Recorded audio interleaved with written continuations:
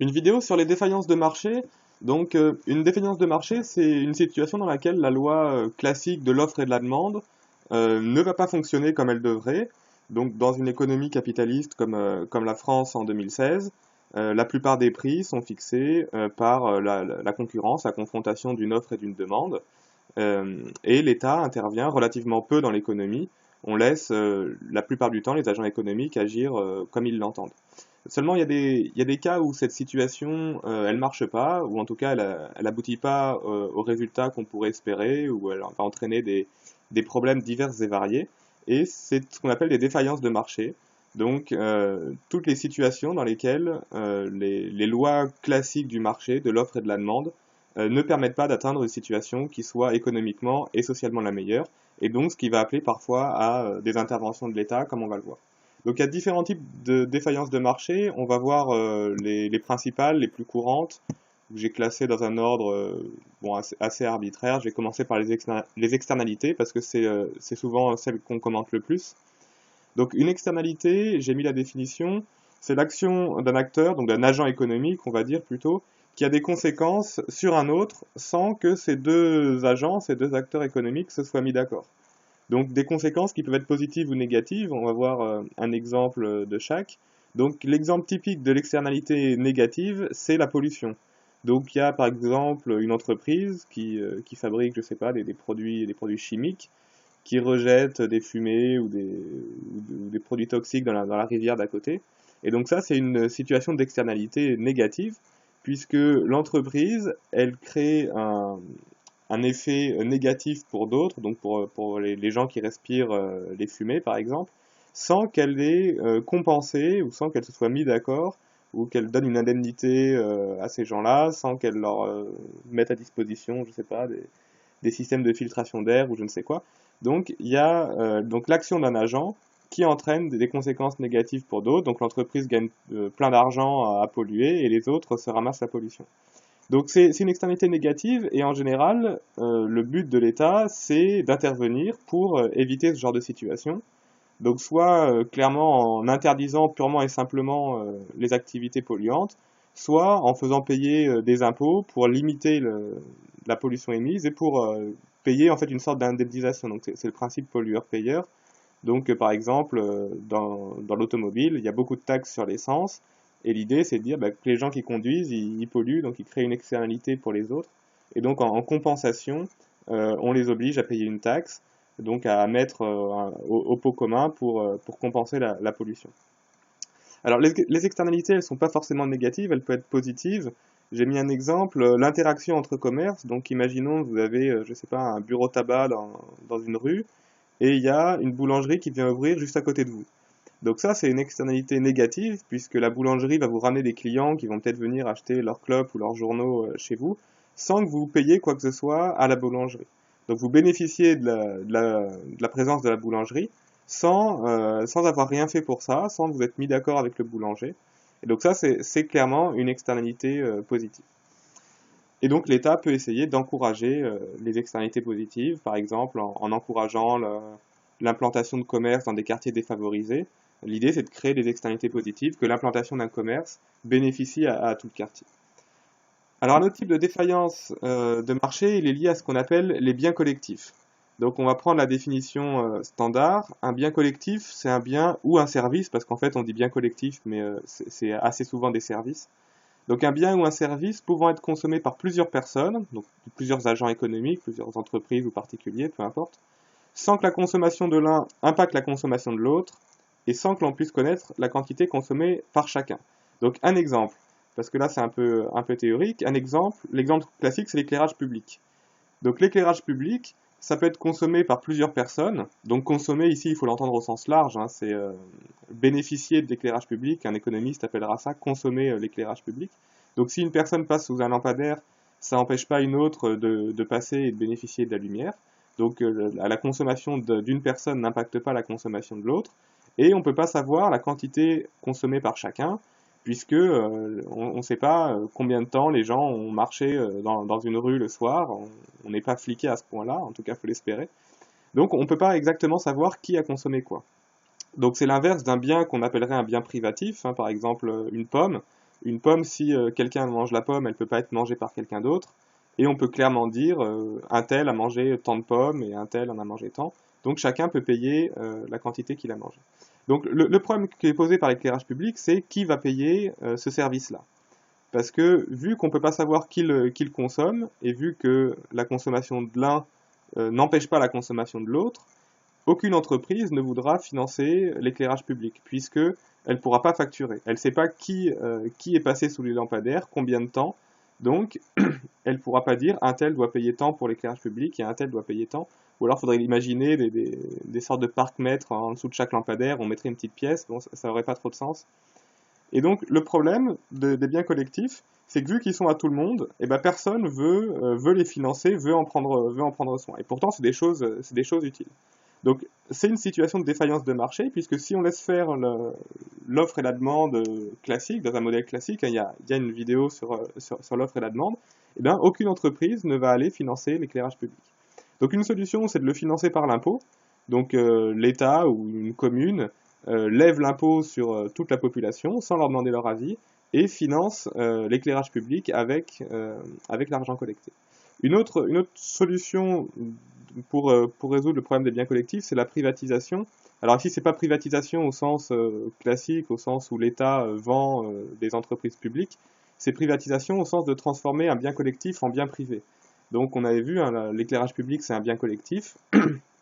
Une pomme, par contre, c'est un bien privé, puisqu'il est clairement détenu par une personne qui va le consommer toute seule.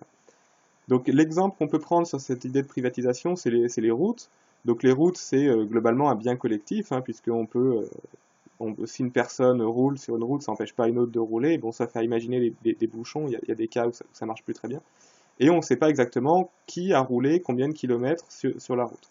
Et le cas des autoroutes, des péages sur les autoroutes, c'est une façon de pallier à ce problème des biens collectifs. C'est-à-dire qu'on va au péage, on prend un ticket, et la société d'autoroute, qui peut être publique, hein, je répète que privatisation, ça ne veut pas forcément dire entreprise privée, c'est au sens de bien privé. Donc on prend un ticket, et comme ça, la société d'autoroute sait qu'un tel a roulé tant de kilomètres, un tel a roulé tant de kilomètres, et donc peut facturer en conséquence. Et donc vu que la société d'autoroute pourra facturer, elle aura intérêt à construire des autoroutes et à les entretenir. Voilà donc l'exemple des biens collectifs. On va voir ensuite un autre problème qui peut poser une situation de défaillance de marché, c'est quand il n'y a pas de concurrence possible.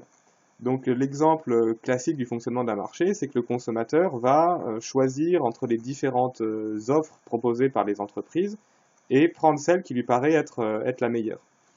Donc si on prend l'exemple, je sais pas, des voitures, le consommateur qui va acheter une voiture va aller voir les différents constructeurs, comparer leurs offres et faire jouer la concurrence pour acheter la voiture qui lui convient le mieux au meilleur prix. Bon, il y a des cas où ça marche pas.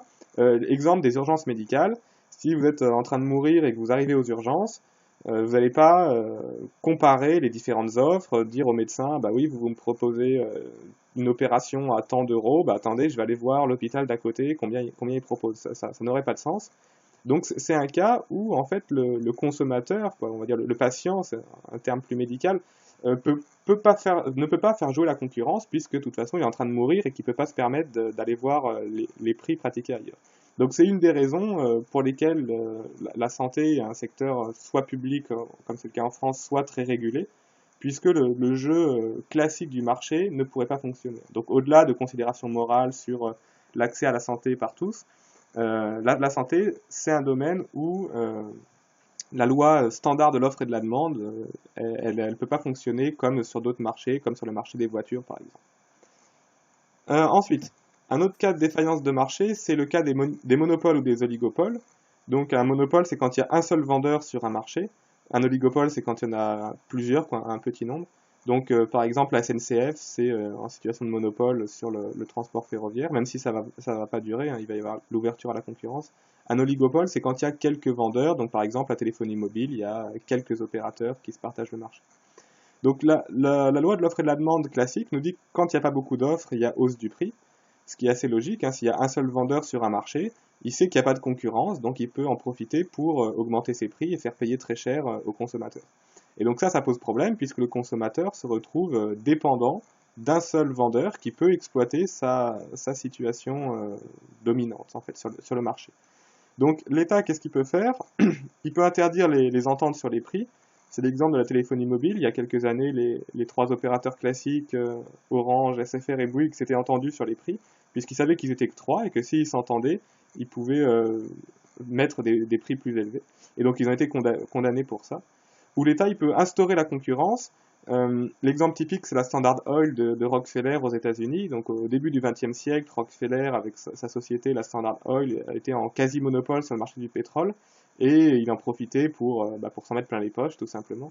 Et donc l'État américain a décidé de découper la Standard Oil en, je sais plus, une dizaine ou une quinzaine de sociétés différentes pour qu'il y ait à nouveau de la concurrence sur le marché. Ou c'est l'idée de la SNCF, hein, l'idée d'ouvrir à la concurrence le transport ferroviaire, c'est de se dire comme ça, les différentes sociétés de transport ferroviaire seront obligées de se bouger pour proposer un meilleur service et pour baisser les prix. Donc, les monopoles ou les oligopoles, ça ne veut pas forcément dire que c'est une situation de défaillance de marché. Dans certains cas, ça l'est, dans d'autres pas, puisqu'il y a des cas où en fait, il peut y avoir qu'une seule entreprise ou qu'un petit nombre d'entreprises si les coûts fixes sont très élevés. Donc, c'est la dernière phrase. Si par exemple, on considère le marché des avions de ligne, il y a très peu d'entreprises au monde qui fabriquent des avions long courrier. Il y a Boeing et Airbus en gros. Donc c'est un oligopole mondial, mais ce qu'il y a, c'est que les coûts fixes, les investissements nécessaires pour fabriquer un avion de ligne sont tellement élevés qu'ils ne peuvent être réalisés que par un petit nombre d'entreprises. Donc pour rentabiliser ces investissements, il faut vendre beaucoup d'avions, et donc s'il y avait 15 fabricants d'avions de ligne, ça ne marcherait pas. Donc c'est un dernier point pour dire qu'un monopole ou un oligopole, ça ne veut pas forcément dire qu'il y a défaillance de marché, qu'il y a abus d'un producteur sur les vendeurs. Il y a des situations où des secteurs d'activité plutôt qui ne peuvent fonctionner qu'en monopole ou qu'en oligopole puisque les investissements à la base sont très élevés et c'est possible de les rentabiliser uniquement s'il y a un petit nombre d'entreprises qui vont par la suite vendre beaucoup. Un dernier point, il est en lien avec l'asymétrie d'information. Donc asymétrie, ça veut dire qu'il y a un agent économique qui a plus d'informations qu'un autre et qui peut effectivement en profiter pour berner celui qui a moins d'informations. Donc on pourrait remettre là-dedans l'exemple de la santé. Hein, le médecin a plus d'informations que le patient, donc il pourrait en profiter pour lui faire payer très cher des consultations médicales. Donc je vais pas reprendre l'exemple de la santé, je vais prendre un exemple très connu qui est le marché des voitures d'occasion qu'on doit à Akerlof, un économiste américain, prix Nobel. Donc l'idée c'est de dire que sur le marché des voitures d'occasion, le vendeur il a plus d'informations que l'acheteur. Donc le vendeur il sait quelle est la qualité de sa voiture et l'acheteur, ben lui il peut essayer d'estimer mais il a beaucoup moins d'informations. Et donc le vendeur peut clairement essayer de berner l'acheteur pour lui faire acheter cher une voiture d'occasion qui est en fait au bout du rouleau. Et donc c'est ce que j'ai mis en bas, l'État il peut obliger à donner de l'information pour pallier à ce problème. Par exemple, le contrôle technique, avant de vendre une voiture, la faire passer au contrôle technique, ça donne à l'acheteur une certaine garantie sur la qualité de la voiture. Un autre problème, c'est ce que les économistes appellent l'aléa moral. C'est un terme très utilisé en économie. Donc l'aléa moral, c'est quand on va changer de comportement quand la situation change. Suite, par exemple, à la signature d'un contrat. L'exemple standard, c'est l'assurance. Donc, vous assurez votre voiture, et seulement une fois que vous êtes assuré, il se peut que vous preniez un peu plus de risques, parce que vous vous dites, si je cabosse ma voiture, c'est l'assurance qui paye. Et donc l'assurance, elle sait que vous pouvez changer votre comportement, donc elle se dit, moi je vais assurer une voiture, mais il se peut que le bonhomme que je viens d'assurer, il va prendre plein de risques, il va caboter sa voiture, et ce sera moi qui devra payer. Donc, le problème de l'assurance, c'est qu'elle ne sait pas exactement, elle n'a pas l'information sur quel va être votre comportement une fois que vous aurez souscrit à la police d'assurance. Et l'idée des bonus-malus dans l'assurance, c'est pour pallier à ce problème-là. C'est-à-dire que vous avez pris une assurance, mais si vous conduisez bien et que vous n'avez pas d'accident, on va vous en faire profiter en vous faisant payer moins cher votre assurance. Donc c'est un moyen, les bonus-malus en fait, pour l'assurance de s'assurer que vous n'allez pas faire trop de bêtises une fois que vous avez pris une assurance. Voilà donc quelques exemples de défaillance de marché, on aurait probablement pu en trouver d'autres ou les détailler, mais ça donne une bonne vision des cas principaux où la loi du marché, le fonctionnement classique des marchés, ne marche pas, si je peux me permettre l'expression.